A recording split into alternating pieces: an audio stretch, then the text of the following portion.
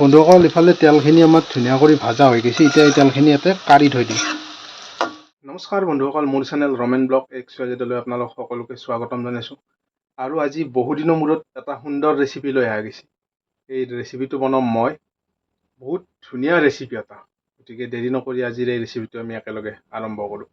আৰু বন্ধুসকল, আজিৰ এই ৰেচিপিটো বনোৱাৰ কাৰণে কি যোগাৰ লাগে বা কি বনাওঁ মই সেইখিনি বস্তু প্ৰথমতে আপোনালোকক দেখাই লওঁ।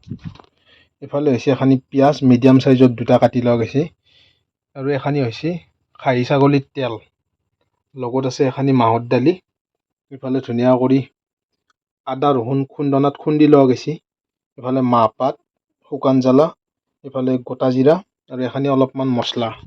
বন্ধুসকল, এতিয়া ৰেচিপিটো আৰম্ভ কৰিব লাগে। আজি যিহেতু মাহৰ দালিৰ লগত খাহী ছাগলীৰ তেল বনোৱা যাব, বহুত ধুনীয়া ৰেচিপি এটা। এতিয়া মই ইফালে মাহৰ দালিখিনি সুন্দৰ মতে একদম ধুই লোৱা গৈছে। ইফালে কুকাৰ ৰেডি। প্ৰথমতে এতিয়া কুকাৰত মাহৰ দালিখিনি দি পেলাই বইল কৰি ল'ম ধুনীয়া কৰি। 3টামান হুইচেল মাৰি পেলাই মাহৰ দালিটো সিজাই ল'ম। তাৰে পিছৰ প্ৰচেছখিনি দেখি আছোঁ মই আপোনালোকক কেনেকৈ কি কৰিব লাগে।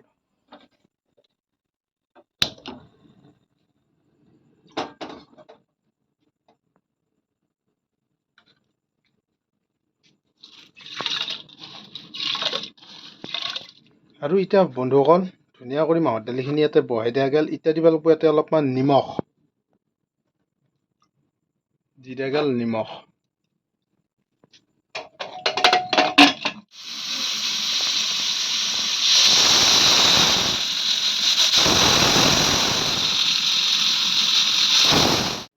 বন্ধুসকল, কুকাৰত দিয়া দালিখিনি সুন্দৰমতে 5টা-6টামান হুইচেল গেল। এতিয়াও এটা জাৰি আছে আৰু, গতিকে দালিখিনি ধুনীয়া কৰি সিজি গৈছে। আৰু এতিয়া আমি কুকাৰটো নুমাই থওঁ, তাৰে পিছৰ প্ৰচেছখিনি আপোনালোকক দেখি আছোঁ।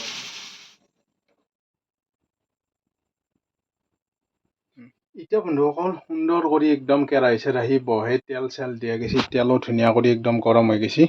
এতিয়া ইয়াতে দিব লাগিব কেইটামান, প্ৰথমতে গোটা জিৰা। এফালে দি দিলোঁ গোটা জিৰা, দিলোঁ লগতে শুকান জ্বালা আৰু তেজপাত। এতিয়া দি দিম বন্ধুসকল পিঁয়াজ।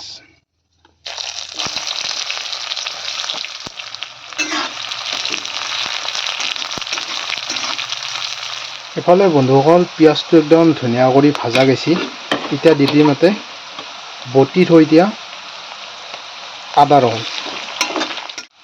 আৰু বন্ধুসকল, ইফালে আদা ৰহুন পিঁয়াজ ধুনীয়া কৰি ভাজা গৈছে। এতিয়া দি দিম খাহী মাংসৰ তেলখিনি।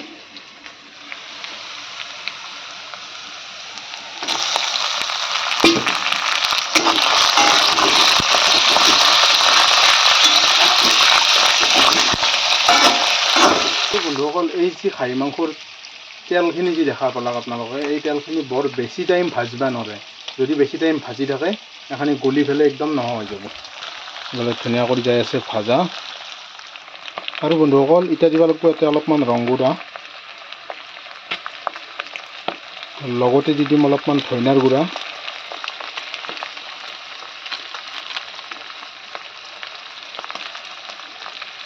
আৰু ইফালে দি দিম অলপমান গৰম মছলা, লগত দি দিম অলপমান জিৰাৰ গুড়া।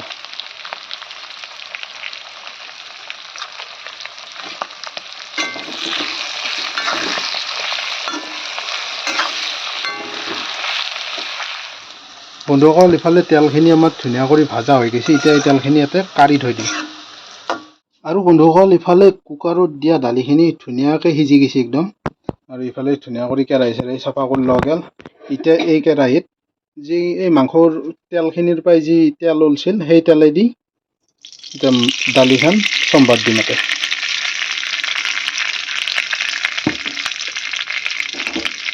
এতিয়া দি দিম ইয়াতে পিঁয়াজ,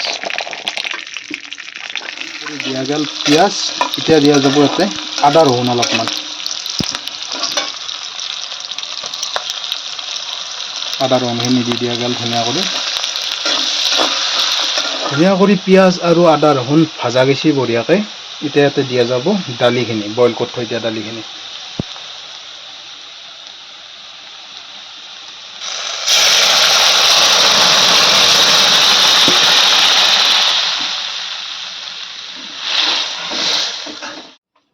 বন্ধুসকল ইফালে এই বইল হবা দিয়া দালিখিনি বহুত গোটা হৈ গৈছিল, গতিকে ইয়াতে অলপমান পানী দিয়া গৈছে। এতিয়া ধুনীয়া কৰি ইয়াক উতলিব দিব লাগিব। তাৰে পিছত দিব লাগিব ইফালে এইখিনি তেলখিনি। আৰু বন্ধুসকল দালিখন ধুনীয়াকৈ উতলি আছে। এতিয়া এই উতলি থাকোঁতে ইয়াতে দি দিম এই তেলখিনি। ইফালে দি দিলোঁ এই তেলখিনি। ধুনীয়াকৈ তেলখিনি দিয়া গৈছে এতিয়া।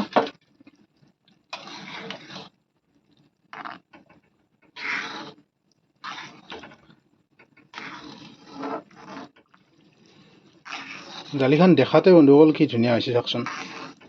খাই পেলাইও একদম আল্টিমেট সোৱাদ লাগিব, যিহেতু মাহৰ দালিত খাই তেল দিয়া গৈছে। বঢ়িয়া লাগিব একদম খাই পেলাই। আৰু ইফালে বহি আছে ভাত, গৰম গৰম ভাত লগত মাহৰ দালি। আৰু বন্ধুসকল মাহৰ দালি বনালি ঘনে ঘনে লাৰি থাকিব লাগে, যিহেতু মাহৰ দালিটো পটক কৰি তলাত লাগি যায়। তাক পুৰা একদম লাৰি থাকিব লাগিব। ইফালে আৰু দালিখন 2-3 মিনিটমান সময় থাকলি দালি আমাৰ হৈ গৈছে আৰু বন্ধুসকল আজিৰ এই ভিডিঅ'টো বনাওঁতে কেমেৰাও নিজে কৰিব লগা হৈছে, বনাবও লগা হৈছে। গতিকে আপোনালোক দেশত হয়তো অলপমান খেলি মেলি হ'ব পাৰে।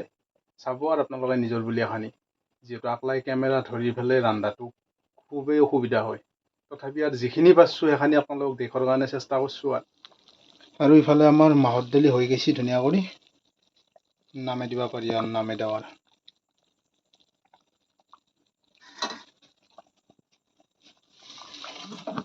ইফালে ধুনীয়া কৰি ভাত বাঢ়ি লোৱা গৈছে।